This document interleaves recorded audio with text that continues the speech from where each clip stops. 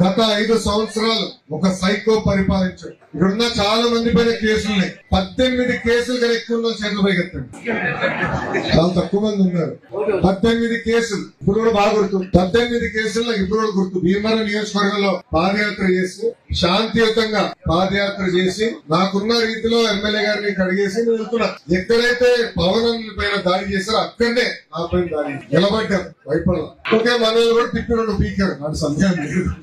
వాళ్ళు కొడితే ఊరుకుంటామా మనం? చెప్పన్నా, వాళ్ళు రాయతే మనం ఊరుకోవాలా?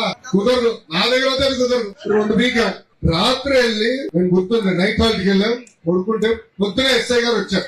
మీరు చాలా తప్పులు చేస్తున్నారంటే చెప్పి అదిగోపోయా రాజ్యాంగం నాకు ఏం చెప్పింది, మాట్లాడే స్వేచ్ఛ నాకు ఇచ్చింది. ఆ స్వేచ్ఛ నేను వినియోగిస్తున్నాను. నేనేం తప్పు చేశానో చెప్పండి. నేను ముఖ్యమంత్రి గారిని కించపరిచే విధంగా మాట్లాడానా, లేదంటే గౌరవ ఎమ్మెల్యే గారిని కించపరిచే విధంగా మాట్లాడాను? వాస్తవాలు చెప్పాను. కాదని వాళ్ళు చెప్పమన్నాడు. అంతేగాని మా వాళ్ళపై దాడి చేస్తే ఎలా?